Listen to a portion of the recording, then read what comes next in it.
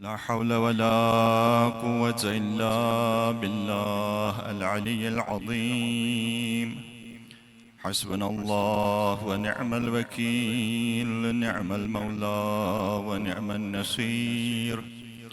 رب اشرح لي صدري ويسر لي أمري واحلل عقدة من لساني يفقه قولي. أعوذ بالله من الشيطان الرجيم. بسم الله الرحمن الرحيم. الحمد لله رب العالمين، والعاقبة لأهل التقوى واليقين، والجنة للمطيعين والنار للملحدين والعاصين. ثم الصلاة والسلام على رسوله الكريم حبيب إله العالمين المخاطب بطه وياسين، الذي سمي في السماء بأحمد وفي الأرضين بأبي القاسم محمد. اللهم صل على محمد وعلى آله الطيبين الطاهرين المعصومين المظلومين، لا سيما بقية الله في العالمين. روحي وأرواح العالمين لتراب مقدمه الفداء، ولعنة الدائمة الأبدية على أعدائهم أجمعين، من أول ظلمهم إلى لقاء يوم الدين. أما بعد، فقد قال حق سبحانه وتعالى في كتابه المحكم وقرآنه المتقن وقوله أحسن. بسم الله الرحمن الرحيم. هو الذي أرسل رسوله بالهدى ودين الحق ليظهره على الدين كله ولو كره المشركون. صلوات بلّي محمد عليه الله محمد وآل محمد. مجالس سید الشہداء عشرہ زینبیہ آج سلسلے کی دوسری مجلس ہے. عرض ہوا کہ یہ جو مجالس سید الشہداء ہے،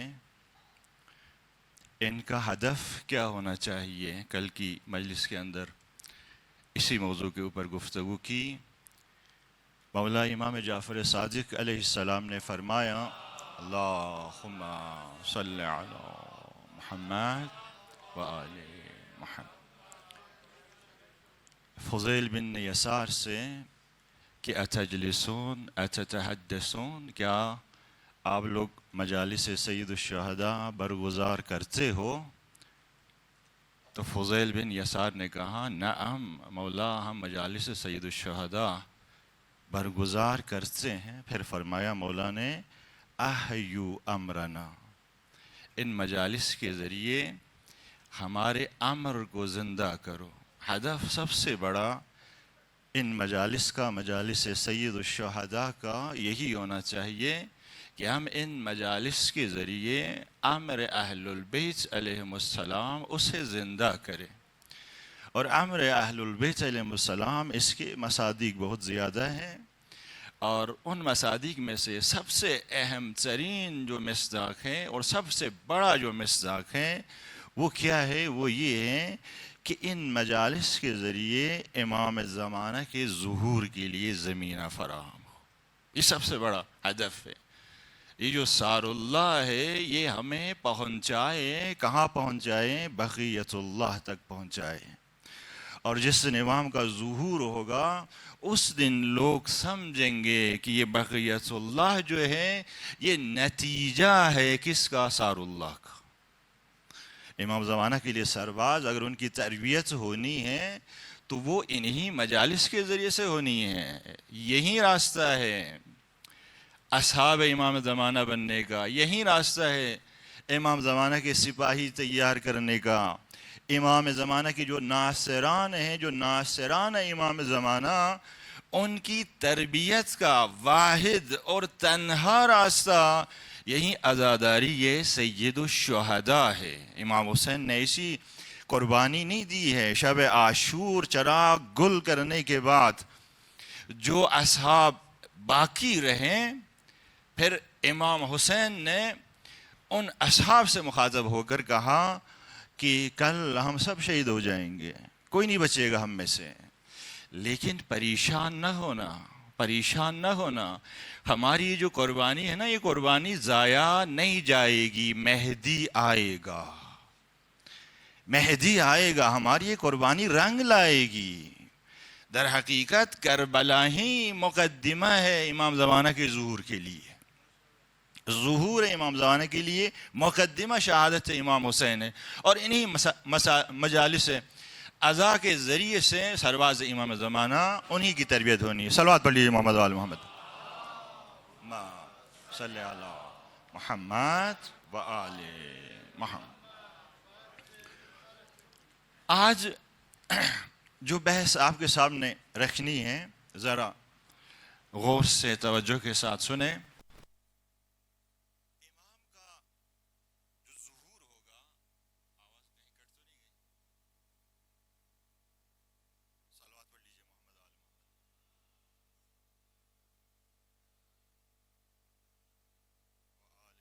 محمد و اجل فرج. امام زمانہ کا جو ظہور ہوگا، مولا کائنات فرماتے ہیں کہ اچانک ظہور ہوگا، اچانک ظہور ہوگا.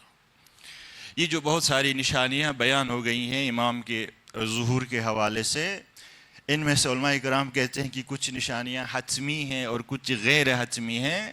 وہ جو حتمی نشانیاں ہیں ان کا بھی محقق ہونا ضروری نہیں ہے.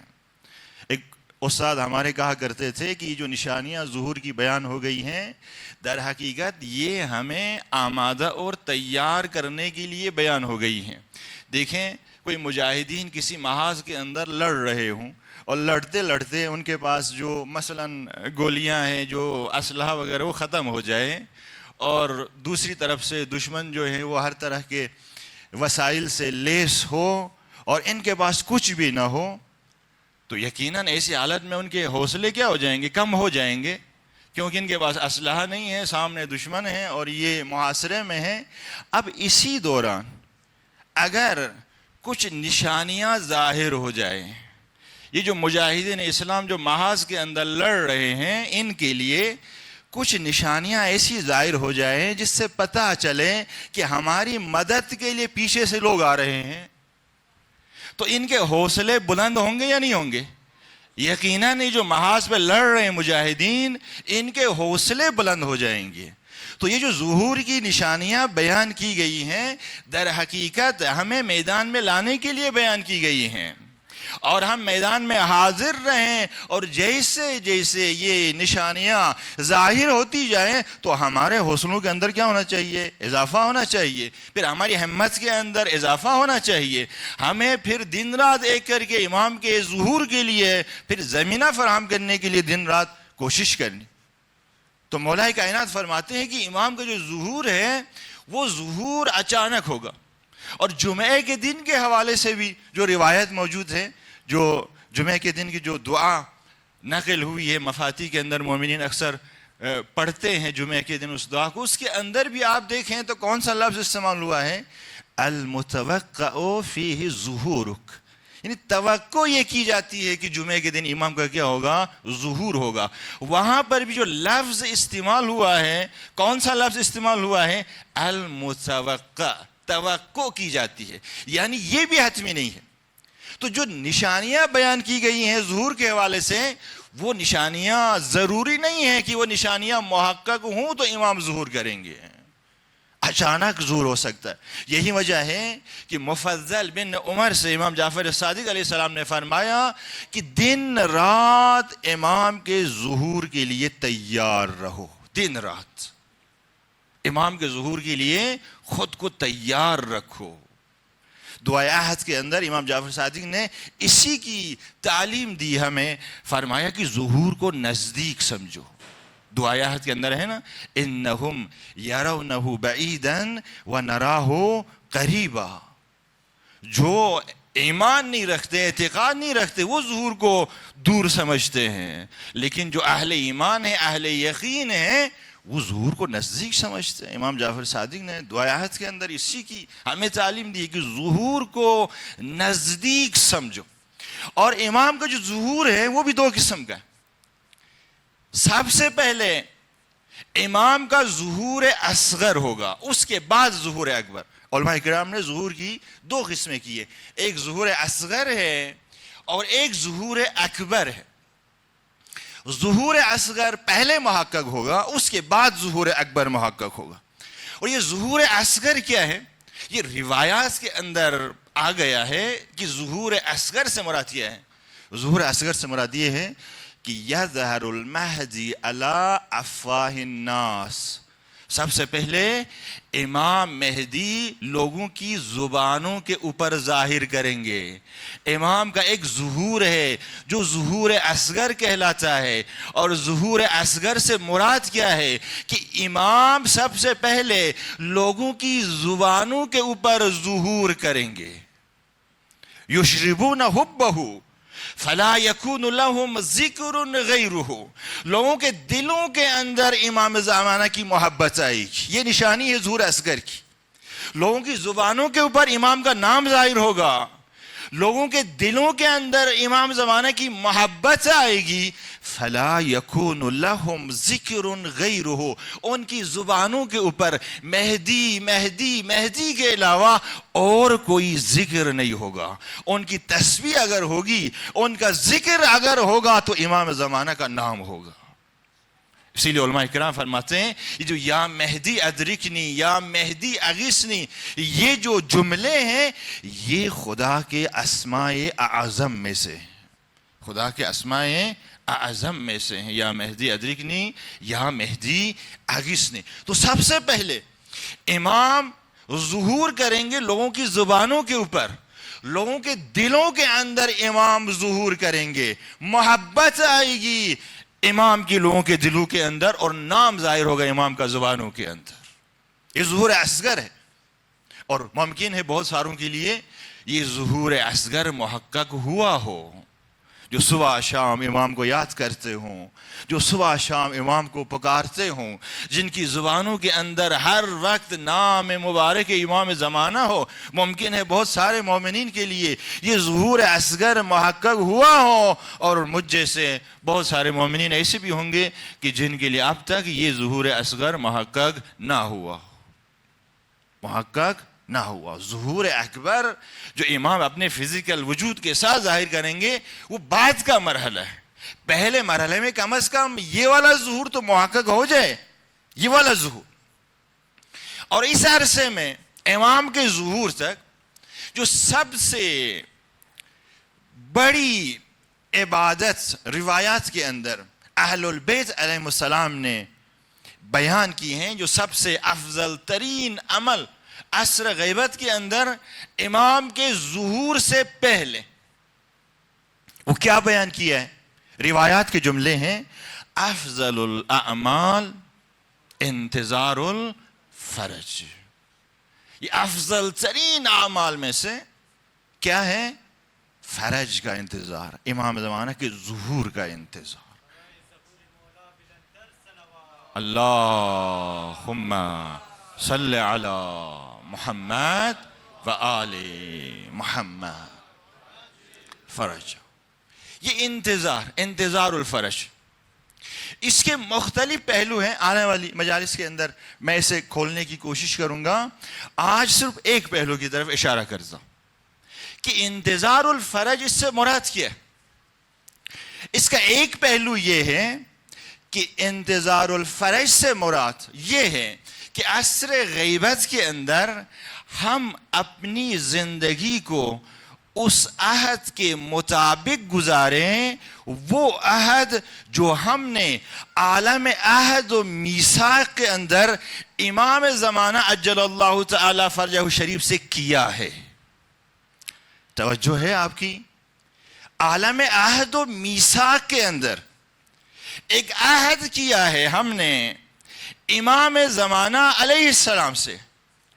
اگر ہم اس عصر غیبت کے اندر اپنی زندگی کو اس عہد کے مطابق اگر گزاریں گے تو اس کا مطلب ہے ہم امام زمانہ کا صحیح معنوں میں انتظار کر رہے ہیں، انتظار کر رہے ہیں۔ اب یقیناً آپ کے ذہنوں میں سوال آ گیا ہوگا کہ کون سا عہد، کس عالم کے اندر؟ یہ عالم عہد و میثاق کیا ہے کہ جہاں ہم نے امام زمانہ سے ایسا کوئی عہد کیا ہے؟ وہ عہد کون سا عہد ہے؟ اس کی کیا تفصیلات؟ دیکھیں، یہ جو دنیا میں جو ہمارا وجود ہے نا، ہمارا وجود اس دنیا میں ظاہر ہونے سے پہلے مختلف عوالم سے گزرا ہے۔ آیت اللہ شیخ حر عاملی لبنان کے مشہد کے اندر فوت ہوئے اور حرم امام رضا کے اندر دفن ہیں حر عاملی، جہاں پہ اردو زبان میں مجالس برگزار ہوتی ہیں، اسی حر عاملی کے اندر ہوتی ہے، اسی کے مقبرے میں ہوتی ہیں۔ ان کی کتاب ہے وسائل الشیعہ۔ اس کتاب کے اندر انہوں نے اشارہ کیا ہے، یہ فرماتے ہیں کہ تقریباً 1000 کے قریب اہل البیت علیہ السلام نے روایات نقل کی ہیں جو مربوط ہیں اسی عالم عہد و میثاق سے۔ یہ نہ سمجھے کہ ہماری زندگی کا آغاز اسی دنیا سے ہوا ہے، نہیں، اس سے پہلے بہت سارے عوالم سے ہمیں گزارا گیا ہے۔ یہ دنیا، اسی لیے مولا کائنات کیا فرماتے ہیں؟ فرماتے ہیں کہ دنیا گزرگاہ ہے۔ وہ جگہ جو گزرگاہ ہو وہاں سے کبھی سفر کا آغاز نہیں ہوتا۔ مثلا آپ کوئٹہ کے لوگ جو یہاں اس شہر کے اندر رہتے ہیں، اگر آپ نے مثلا کربلا جانا ہو امام کی زیارت کے لیے تو آپ نہیں کہیں گے کہ میں کوئٹہ سے گزر کر کربلا آ گیا، یہ نہیں کہیں گے۔ کیوں؟ اس لیے کہ آپ کے سفر کا آغاز ہی کہاں سے ہوا ہے؟ یہی کوئٹہ سے ہوا ہے، تو نہیں کہہ سکتے میں کوئٹہ سے گزر کر کربلا آ گیا۔ ہاں، لیکن اگر کسی نے اپنے سفر کا آغاز اسلام آباد سے کیا ہو، ہاں وہ کہہ سکتا ہے میں کوئٹہ سے گزر کر مثلا مشہد گیا، قم گیا، کربلا گیا، سامرا گیا۔ گزرنا، گزرگاہ، مولا کائنات کہتے دنیا گزرگاہ ہے۔ اس کا مطلب کیا ہے؟ اس کا مطلب یہ ہے کہ ہم نے اپنی زندگی کا آغاز، سفر کا آغاز اس دنیا سے نہیں کیا ہے، ہماری زندگی کے سفر کا آغاز کہیں اور سے ہوا ہے۔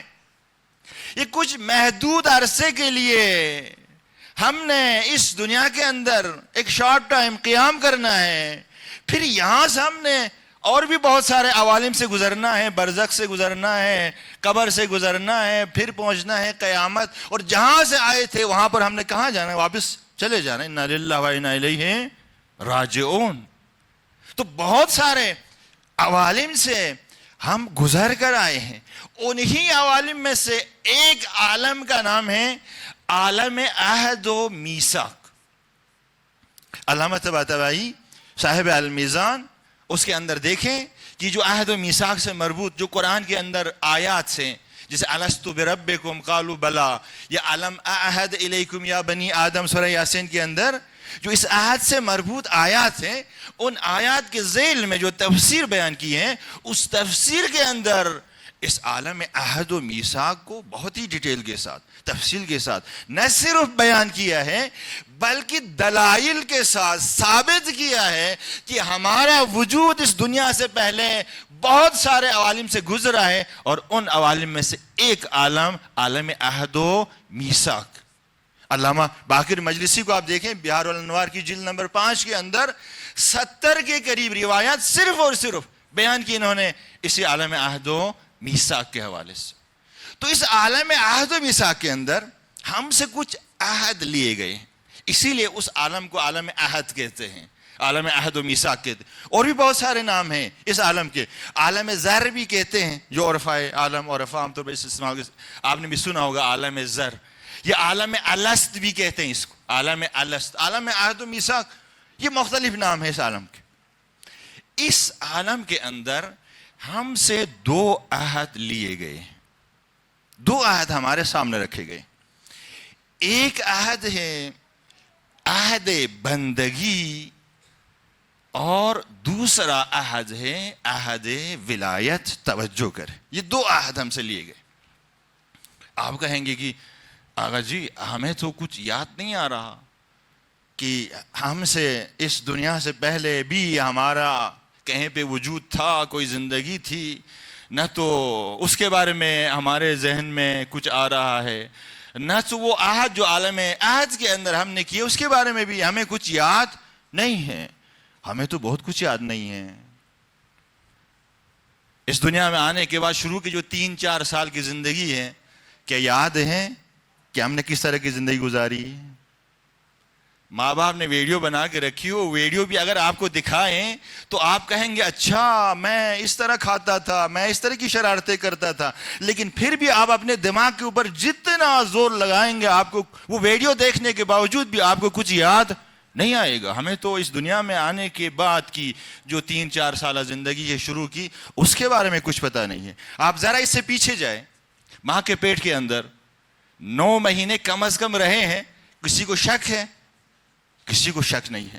وہاں پر بھی ہماری ایک زندگی تھی، کچھ یاد ہے ہمیں اس زندگی کے بارے میں کہ ہماری زندگی وہاں کس قسم کی تھی، ہم کیا کھاتے تھے، وہاں کیا پیتے تھے، وہاں پہ کس ٹائپ کی ہماری زندگی تھی؟ یاد ہے کچھ بھی ہمیں یاد نہیں ہے۔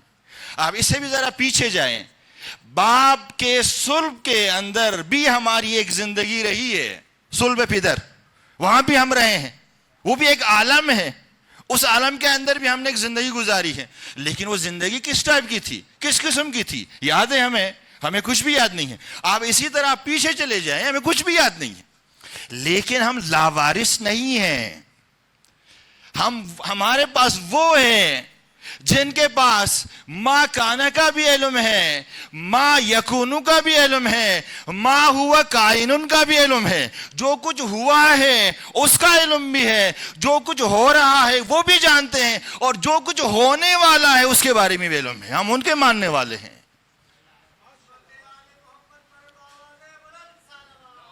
اللہم صلی علی محمد وآل محمد الفرج۔ اہل البیت علیہ السلام نے ایک ایک چیز کھول کے ہمیں بیان کیا ہے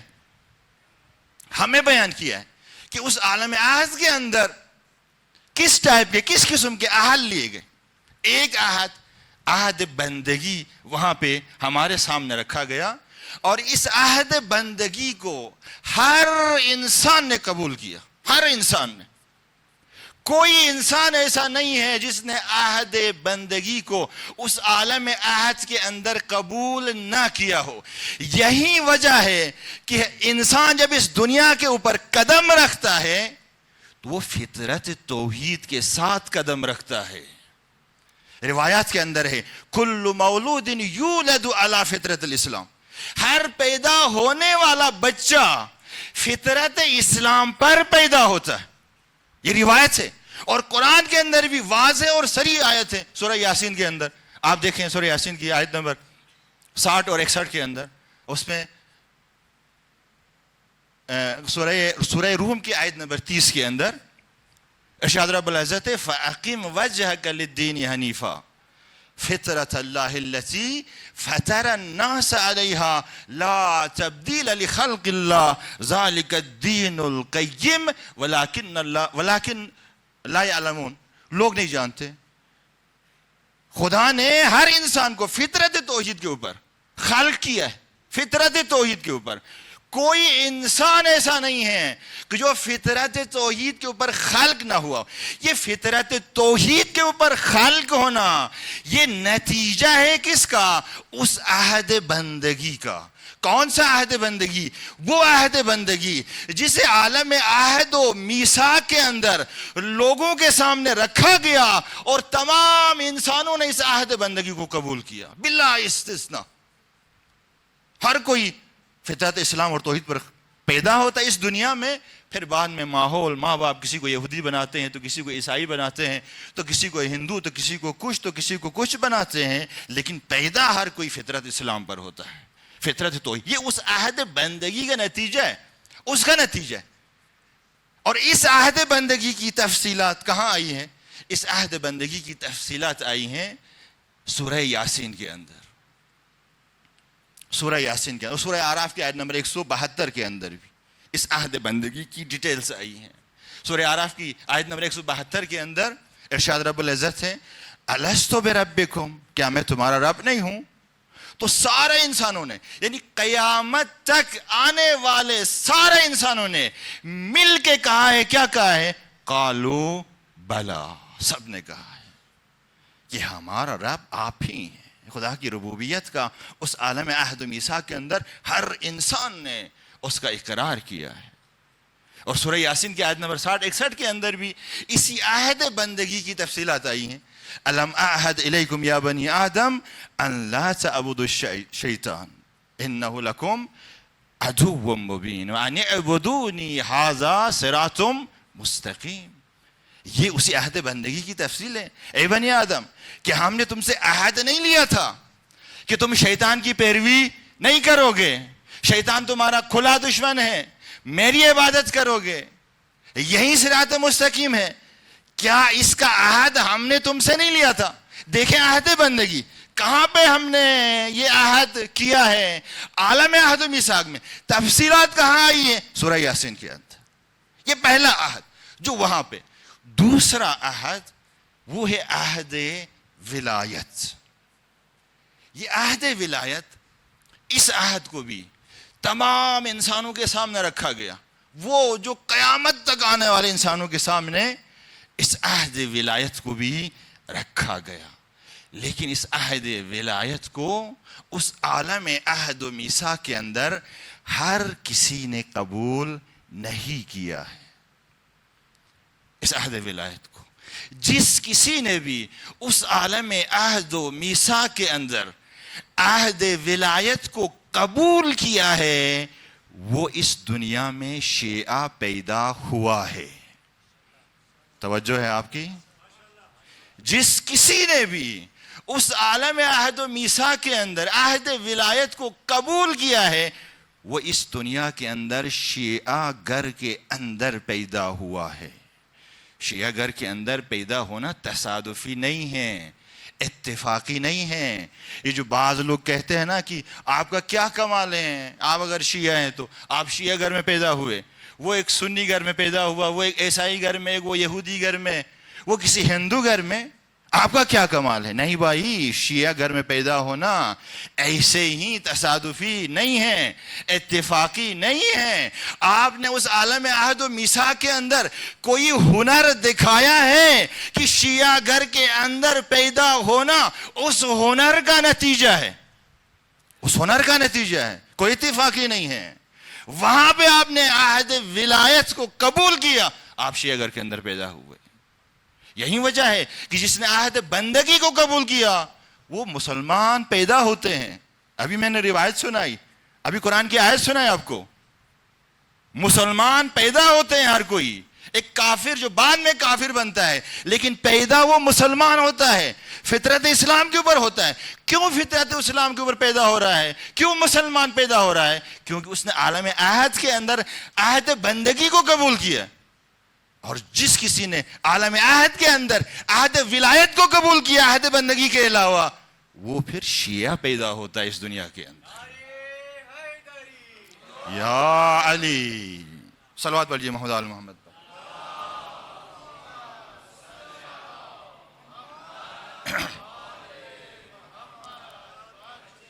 فرج۔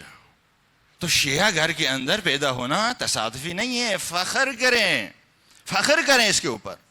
تو یہ عہد اختیاری تھا۔ اس عالم عہد میثاق کے اندر سب نے اس عہد کو قبول نہیں کیا ہے، کچھ نے قبول کیا، کچھ نے قبول نہیں کیا۔ لیکن اس کا دروازہ کسی پر بند نہیں ہوا ہے۔ ایسا نہیں ہے کہ جنہوں نے عالم عہد کے اندر عہد ولایت کو قبول کیا ہو وہ صرف شیعہ ہوں گے، اس کے علاوہ کوئی شیعہ نہیں ہوگا، ایسا نہیں ہے۔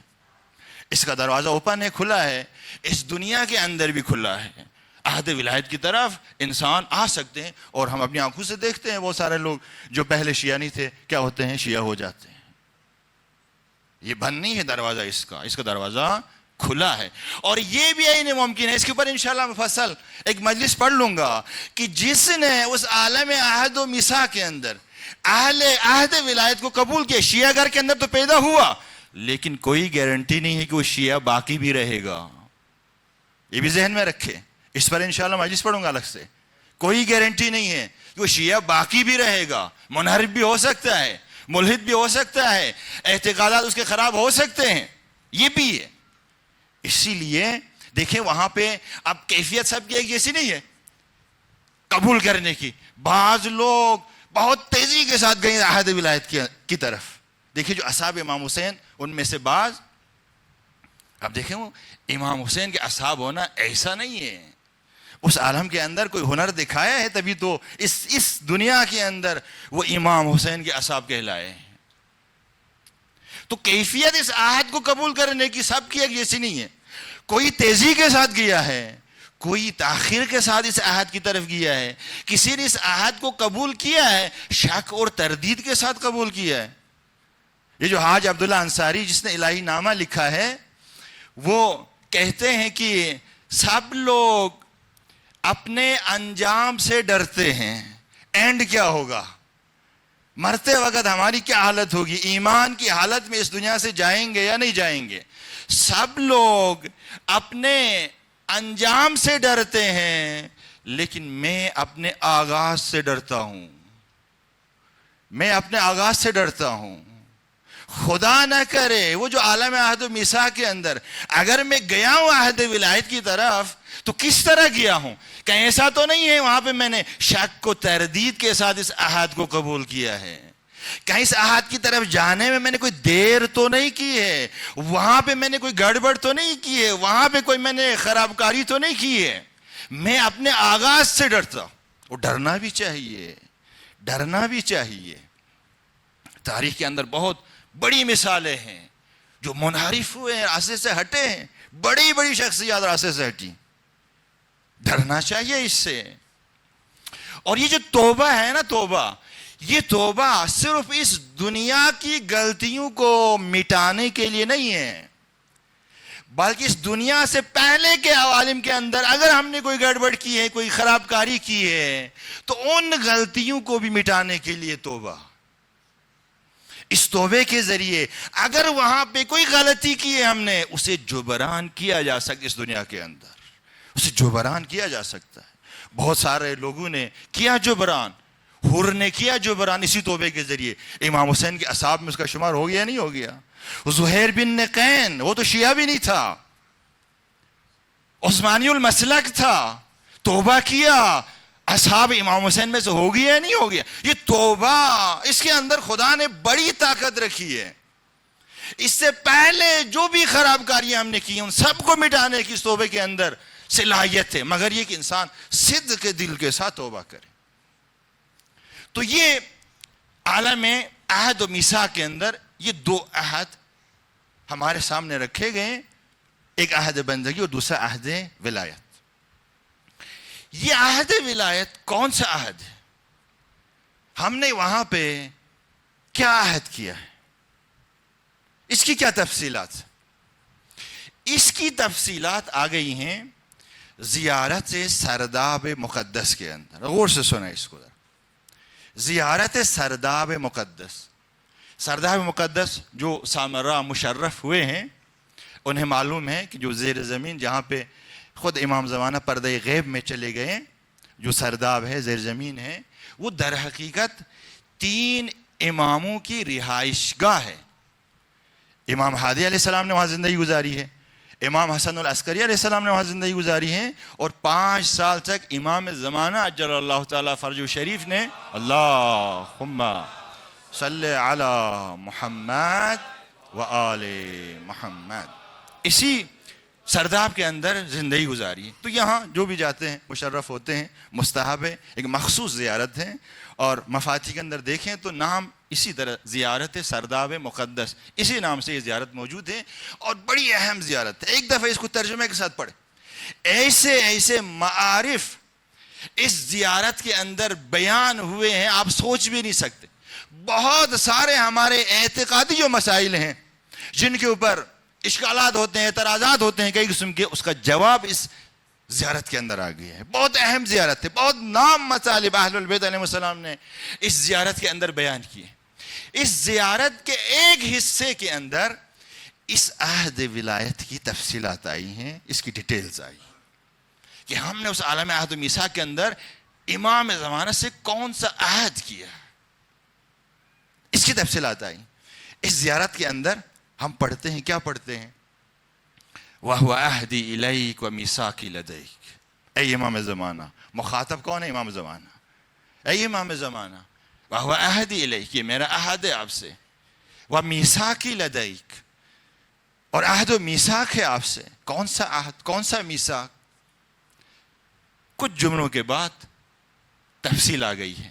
فَأَبْذُلُ نَفْسِي وَمَالِي وَوَلَدِي وَأَهْلِي وَجَمِيعَ مَا خَوَّلَنِي رَبِّي بَيْنَ يَدَيْكَ وَالتَّصَرُّفَ بَيْنَ أَمْرِكَ وَنَهْيِكَ. یہ ہے وہ عہد جو ہم نے عالم عہد و میثاق میں کیا ہے. امام زمانہ سے کیا ہے وہ بھی. اے امام زمانہ, میں عہد کرتا ہوں. کیا عہد کرتا ہوں؟ کہ میں اپنی جان, اپنا مال, اپنی اولاد, اپنی ناموس, وَجَمِيعَ مَا خَوَّلَنِي رَبِّي, اور جو کچھ خدا نے مجھے عطا کیا ہے, جو کچھ, جو نعمت خدا نے مجھے دی ہے, اس سب کو رکھوں گا. کہاں رکھوں گا؟ بین یدیک, آپ کے سامنے رکھوں گا. سب کو میں آپ کے حوالے کروں گا. یعنی میری جان آپ کے حوالے, میرا مال آپ کے حوالے, میری اولاد آپ کے حوالے, میری ناموس آپ کے حوالے. خدا نے جو کچھ مجھے دیے وہ سب آپ کے حوالے. یعنی میرے اوپر مجھ سے زیادہ حق تصرف کا کس کو ہوگا؟ امام کو ہوگا. یہ عہد کیا ہے. میرے مال کے اوپر مجھ سے زیادہ تصرف کا حق کس کو ہوگا؟ امام زمانہ کو ہوگا. یہ عہد کیا ہے. میری ناموس کے اوپر مجھ سے زیادہ تصرف کا حق, جو کچھ خدا نے مجھے عطا کیا ہے اس سب کے اوپر مجھ سے زیادہ تصرف کا حق کس کو ہوگا؟ امام کو ہوگا. یہ عہد کیا ہم نے. اے امام زمانہ, میں سب کچھ آپ کے حوالے کروں گا. وَالتَّصَرُّفَ بَيْنَ أَمْرِكَ وَنَهْيِكَ, میں اپنی زندگی کو آپ کے امر و نہی کے مطابق گزاروں گا. یہ عہد کیا ہے. جس طرح آپ چاہیں گے میں اس طرح زندگی گزاروں گا. جس سے آپ امر کریں گے میں انجام دوں گا, جس سے آپ روکیں گے میں رکوں گا. اپنی پوری زندگی کو مینیج کروں گا آپ کے امر و نہی کے مطابق. یہ عہد کیا ہم نے امام زمانہ سے. سب کچھ قربان کروں گا, سب کچھ آپ کے حوالے سپرد کروں گا, آپ کے حوالے کروں گا. آپ کا اختیار ہے. میرا اتنا اختیار نہیں جتنا امام زمانہ کا اختیار. یہ عہد ہم نے کیا ہے. اس عہد کے اوپر پابند ہم اپنی زندگی اس عہد کے مطابق گزار رہے ہیں. اپنے گریبانوں میں ذرا جھانک کے دیکھیں کہ کہیں اپنے بچے یاد آ جائیں تو ہم امام کو چھوڑ دیں, پس پوچھ ڈال دیں. ایک شخص سے ترمہ بن عدی نام ہے اس کا, شاعر تھے اور محبان اہل البیت میں سے تھے. یہ کوفہ آئے ہوئے تھے. حضرت مسلم کی جب کوفہ میں شہید ہوئی تو یہ ترمہ بن عدی کوفے کے اندر تھے. یہ یمنی تھے, یمن سے آئے تھے کوفے کے اندر اپنے گھر کے لیے کچھ ساز و سامان خریدنے. نخیلہ کے مقام پر امام حسین علیہ السلام کی اس ترمہ سے ملاقات ہوتی ہے. یہ کوفے سے آ رہا تھا, یمن جا رہا تھا. ترمہ سے امام حسین کی ملاقات ہوتی ہے. امام حسین ترمہ سے پوچھتے ہیں کوفے کے حالات بتاؤ, وہاں پہ کیا صورتحال ہے؟ تو کہا کہ وہاں کرفیو جیسی صورتحال ہے. ابن زیاد نے جو ہے گرفت مضبوط کر لی ہے اور کوئی بھی آپ کی مدد کے لیے آنے کو تیار نہیں ہے. پھر یہ کہتا ہے کہ مولا آپ میرے ساتھ یمن چلیں. یمن کے قبائل سے میں کوئی 10,000 کے قریب شمشیر زن میں آپ کے لیے تیار کروں گا.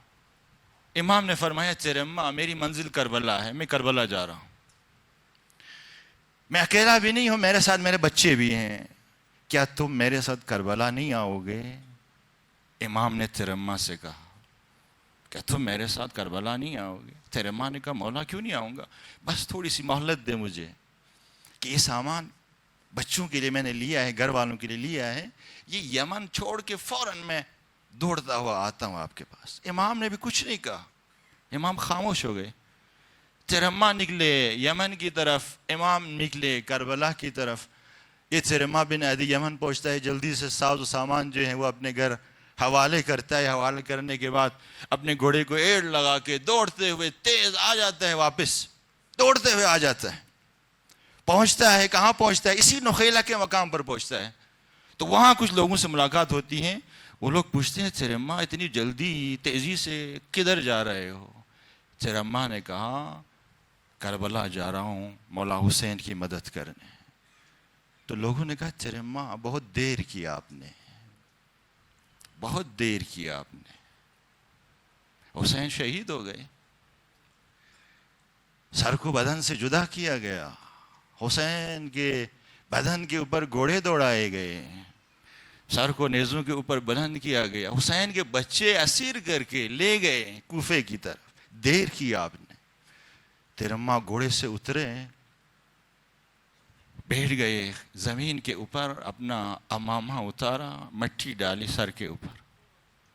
کہنے لگا میرے مولا حسین نے کہا تھا چرما میں اکیلا کربلا نہیں جا رہا، میرے ساتھ میرے بچے بھی ہیں. مجھے حسین کے بچے یاد نہیں آ گئے، اپنے بچے یاد آ گئے، اپنے بچے یاد آ گئے، مجھے حسین کے بچے یاد نہیں آ گئے. دیکھیں عہد جو کیا ہم نے عالم عہد و میثاق کے اندر، کیا عہد کیا ہے کہ میں اپنی جان اے امام زمانہ آپ کے حوالے کروں گا، میں اپنا مال اے امام زمانہ آپ کے حوالے کروں گا، میں اپنی اولاد کو اے امام زمانہ آپ کے حوالے کروں گا. کیا ہے ہمارے اندر وہ کوالٹیز کہ ہم اپنی اولاد کو حوالے کر سکیں، اپنے مال کو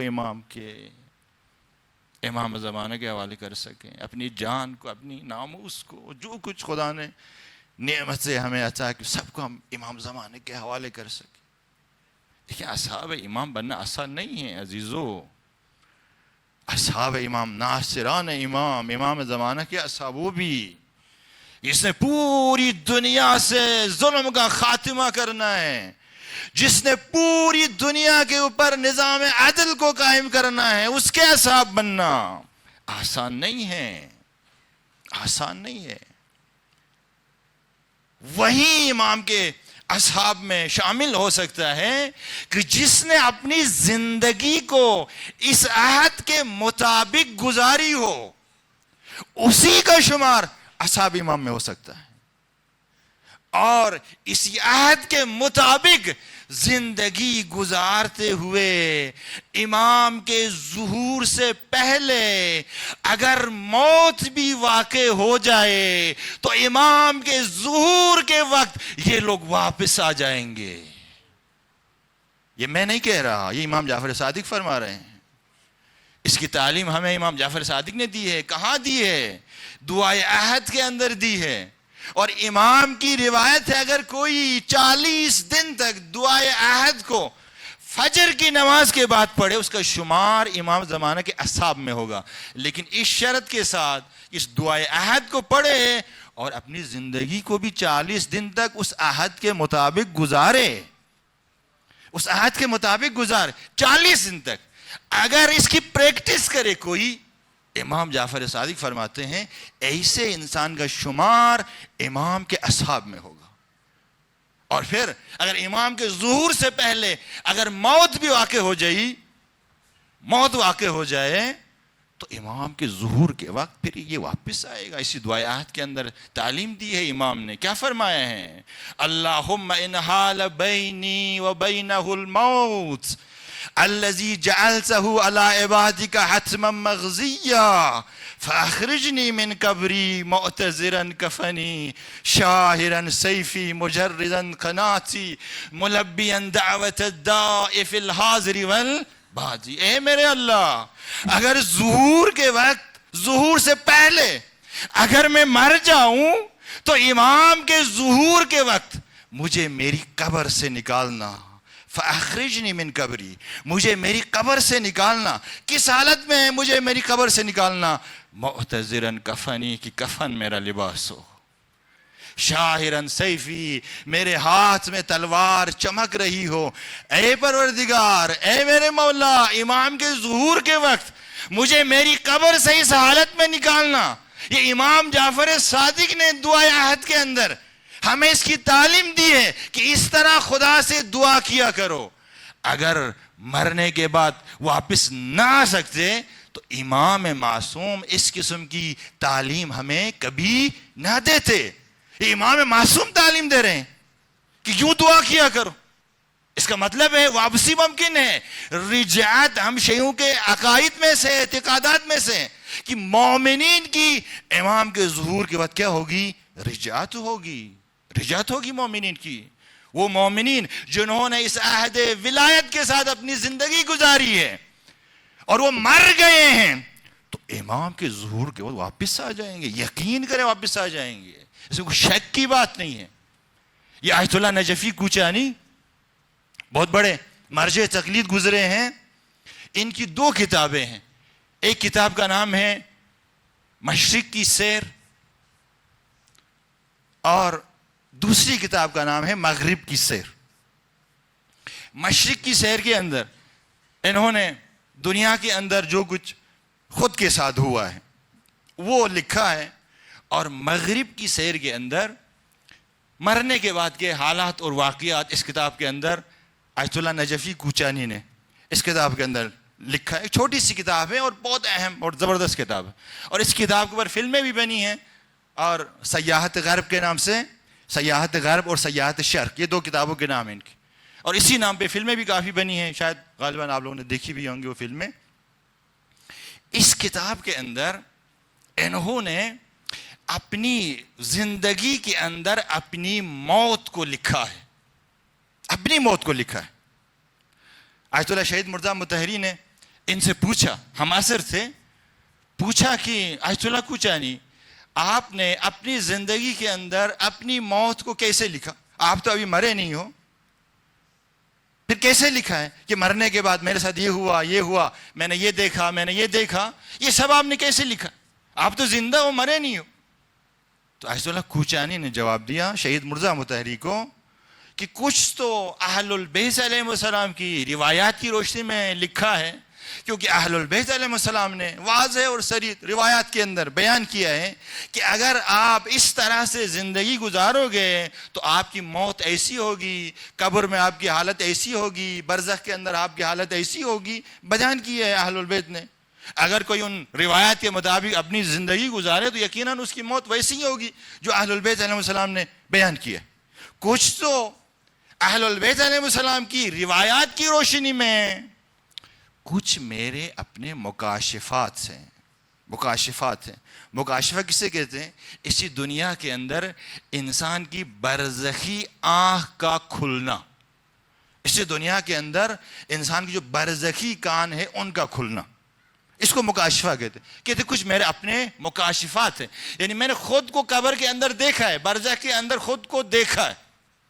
یہ کوئی عام آدمی کہیں تو شاید ہم یقین نہ کریں. یہ کون کہہ رہے ہیں؟ یہ آیت اللہ نجفی کوچانی، وہ کہہ رہے ہیں، بہت بڑے عارف، مرجع تقلید، مجتہد، وہ کہہ رہے ہیں کچھ میرے اپنے مکاشفات. اس کتاب کے اندر لکھتے ہیں کہ میں برزخ کی مختلف منزلیں طے کر رہا تھا، اور میرے ساتھ ایک رہنما تھا جو میری رہنمائی کر رہا تھا. ایک منزل برزخ کی ایسی آئی، اس منزل پر پہنچے تو وہ جو رہنما تھا جو میری رہنمائی کر رہا تھا، اس نے مجھ سے کہا آقا کوچانی خود کو تیار کرو. وہ امام زادے جن کی زیارت کے لیے دنیا میں آپ ان کی قبروں پر جاتے تھے، وہ سارے امام زادے آپ سے ملنے کے لیے آ رہے ہیں. اللہ اکبر، آپ سے ملنے کے لیے آ رہے ہیں. عزیزو، میں بریکٹ میں ایک بات کروں، یہ جو زیارات میں ہم جاتے ہیں اہل بیت علیہ السلام کی، تو اطراف میں جو امام زادے ہیں ان کی زیارت کرنا نہ بھولے. ان کی زیارت وہاں پہ کام آئے گی، وہاں پہ کام آئے گی. وہاں پہ ہم ذرہ ذرہ اپنے اعمال کی طرف محتاج ہوں گے. یہ زیارتیں وہاں پر کام آئیں گی. اور پھر اہل البیت علیہ السلام وہ تو پھر اپنا ہنر وہاں پر دکھائیں گے. وہ ہمارے لیے وہاں پہ کیا کر سکتے؟ یہ آیت اللہ شیخ مرتضیٰ حائری، یہ فرزند ہیں آیت اللہ شیخ عبد الکریم حائری کے. بیٹے ہیں. اور آیت اللہ شیخ عبد الکریم حائری مؤسس حوزہ علمیہ کا بہت بڑا نام ہے, سنا ہوگا یقیناً آپ نے. ان کے فرزند ہیں آیت اللہ شیخ مرتضیٰ حائری, عاشق امام رضا تھے, عاشق امام رضا. قم میں ہوتے تھے, جب بھی فرصت ملتی تھی فوراً مشہد کی طرف بھاگتے تھے امام رضا کی زیارت کے لیے.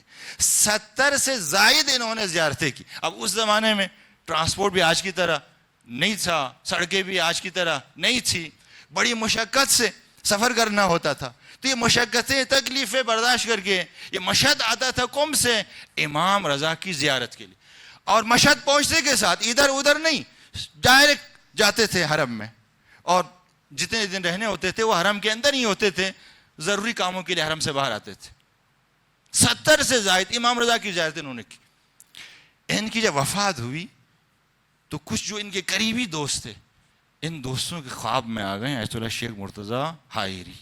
ان دوستوں نے پوچھا ان سے کہ شیخ مرتضیٰ, دنیا میں تو آپ جب بھی موقع ملتا تھا فوراً مشہد کی طرف بھاگتے تھے مولا امام رضا کی زیارت کے لیے, بتاؤ قبر کے اندر برزخ کے اندر وہ زیارت سے آپ کو کوئی کام بھی آ گئی یا نہیں آ گئی؟ تو آیت اللہ شیخ مرتضیٰ حائری نے کہا کیا بات کرتے ہو, جتنی دفعہ میں نے امام رضا کی زیارت کی اتنی دفعہ امام رضا مجھ سے ملنے آ گئے. اللہ اکبر. زیارت سے معمولی نہ سمجھے انہیں, جب بھی جاتے ہیں زیارتوں پہ اطراف میں جتنے بھی امام زادے ہیں سید زادے ہیں ان کی زیارت کرنا نہ بھولیں, اس برزخ کے اندر یہ زیارت سے کام آئیں. تو شیخ آیت اللہ نجفی کوچانی اس سیاحت غرب اس کتاب کے اندر لکھتے ہیں کہ ایک برزخ کی ایک منزل کے اندر وہ جو رہنما تھا میرا, اس رہنما نے مجھ سے کہا کہ آقا نجفی خود کو تیار کرو, وہ امام زادے جن کی زیارت کے لیے آپ دنیا میں جاتے تھے وہ آپ سے ملنے آ رہے ہیں. آیت اللہ نجفی کوچانی کہتا ہے مجھے خوشی ہوئی کہ برزخ کے اندر اس حالت میں کوئی مجھ سے ملنے آ رہا ہے. کہتے ہیں میں نے خود کو تیار کی. اتنے میں نے دیکھا دور سے ایک قافلہ آ رہا ہے, بہت بڑا قافلہ امام زادوں کا, بہت بڑا قافلہ. جیسی قافلہ قریب پہنچا میں نے دیکھا قافلے کی سربراہی ابوالفضل العباس کر رہے ہیں. اللہ اکبر. ان کے پیچھے علی اکبر ہیں, دیگر شہداء کربلا, وہ سارے امام زادے جن کی زیارت کے لیے جاتا تھا دنیا میں سب آئے. کہتا ہے جیسے میں نے ابوالفضل العباس کو دیکھا, غازی عباس کو دیکھا, بے اختیار میری آنکھوں سے آنسو جاری ہونے لگے. میں اور ابوالفضل العباس میری زیارت کے لیے آ جائے یہاں پہ. اتنے میں آیت اللہ کوچانی کہتا ہے کہ میں نے دیکھا کہ میری بالکل سائڈ پہ حبیب ابن مظاہر کھڑے تھے. حبیب ابن مظاہر. جیسی میری نظر حبیب کے اوپر پڑی, حبیب نے آہستہ سے میرے کان میں کہا کہ بی بی زینب نے بھی آپ کو سلام بھیجا.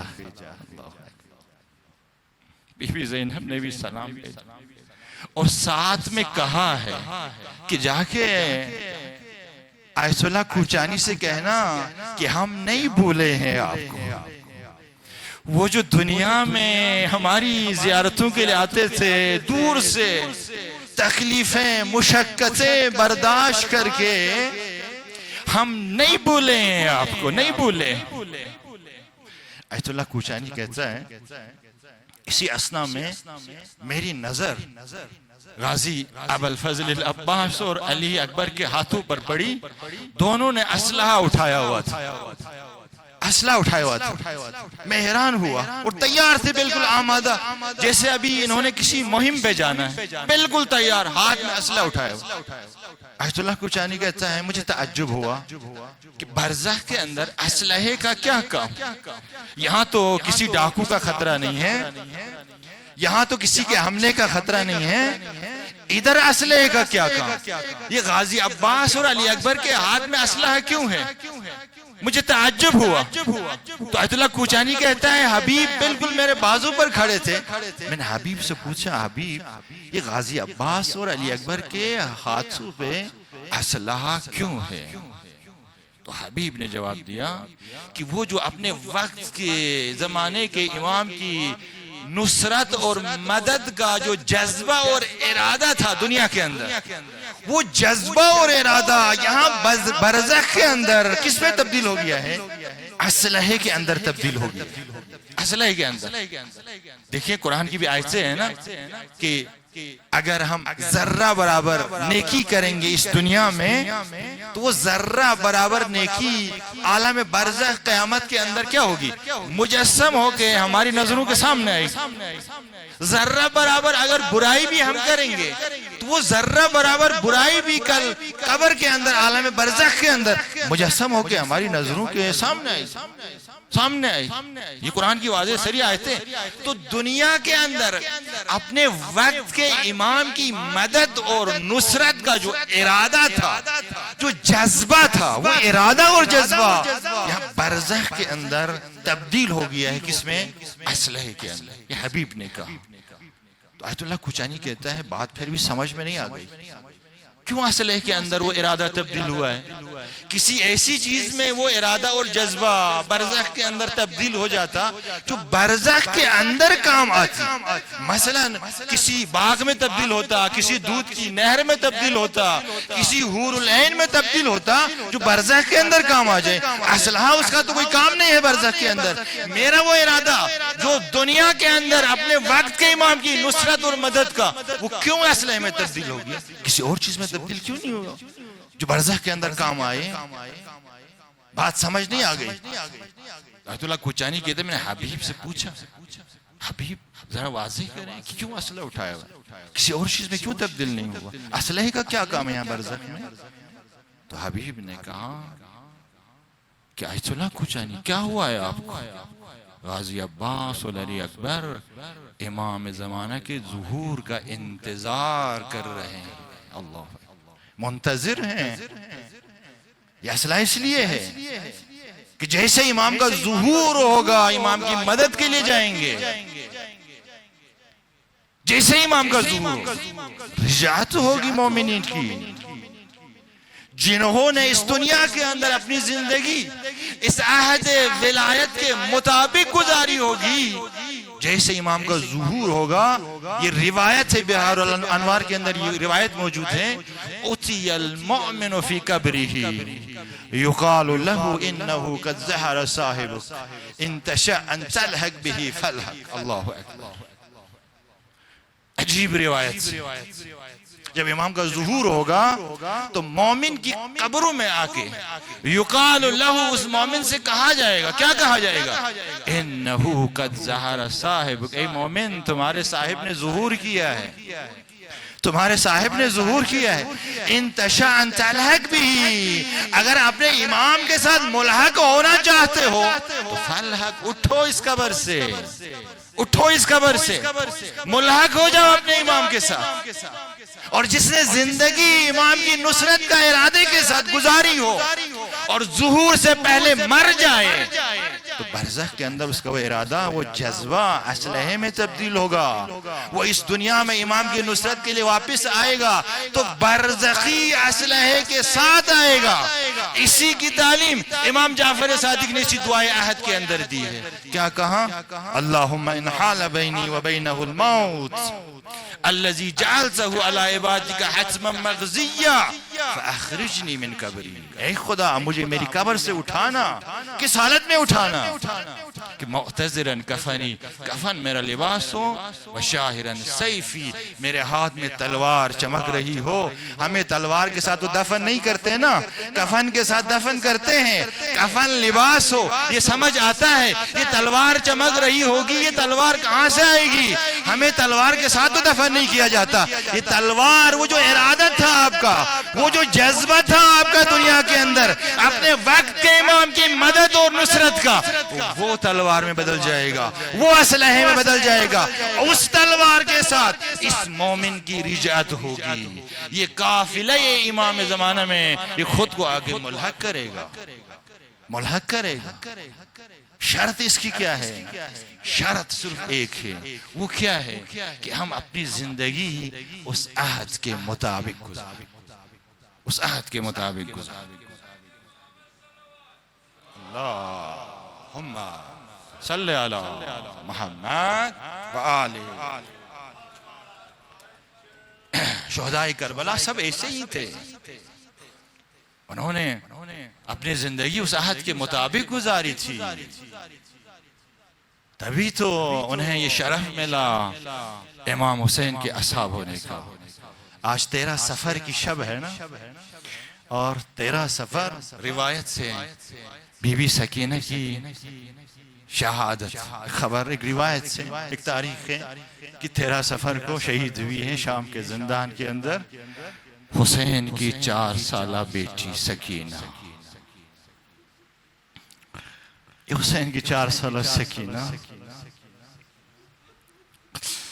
میں اس کے مصائب کیسے بیان کروں گا آپ کی خدمت میں؟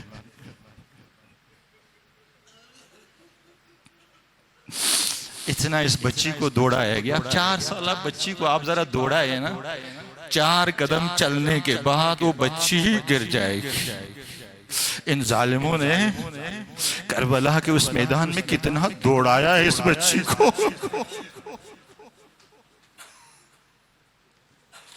اجرکم علی اللہ۔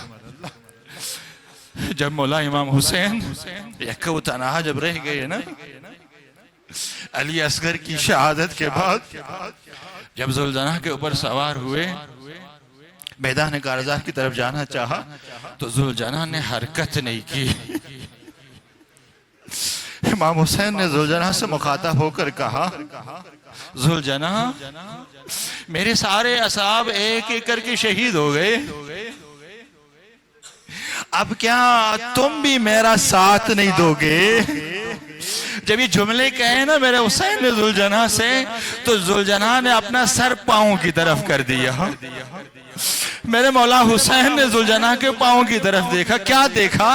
4 سالہ سکینہ ذوالجناح کے پاؤں سے لپٹی ہوئی ہے۔ جیسے ہی مولا حسین کی نظریں سکینہ کے اوپر پڑی نا، تو سکینہ نے ایک جملہ کہا، یہ جملہ ایسا تھا کہ مولا حسین کے سینے کے اندر ایک ایسی آگ لگی جس آگ کو میرے حسین بجھا نہ سکے۔ اجرکم علی اللہ۔ اس بچی نے کیا کہا؟ اس بچی نے کہا، بابا میں آپ کو روکنا نہیں چاہتی، بابا میں آپ کو روکنا نہیں چاہتی، بس ایک گزارش ہے آپ سے، تھوڑی دیر کے لیے زین سے اترے، اپنی اس بچی کو سینے سے لگا لے۔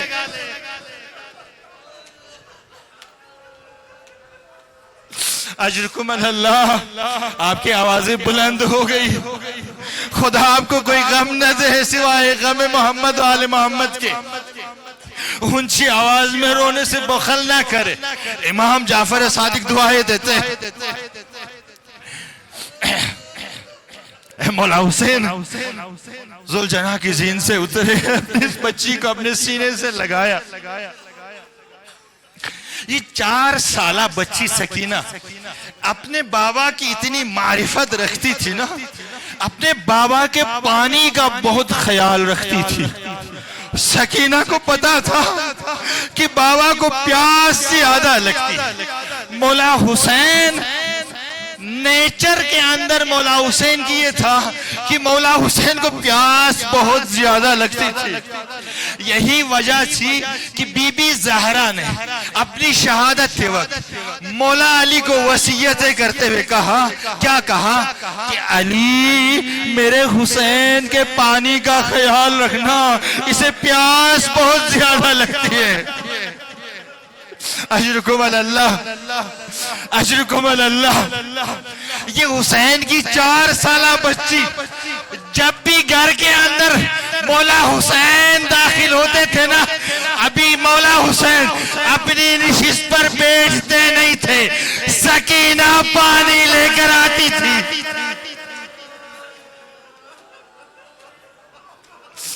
شاید یہی وجہ ہے کہ امام حسین کی شہادت کے بعد ذوالجناح مولا حسین کی شہادت کی خبر لے کر جس خیمے میں گیا، جانتے ہیں وہ خیمہ کس کا تھا؟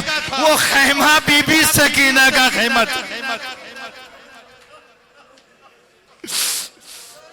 خیمے کے باہر زلجنہ آیا، زور زور سے اپنے پاؤں مارنے لگا کہ گویا ماتم کر رہا ہو، زور زور سے ہنہنانے لگا کہ جیسے رو رہا ہو۔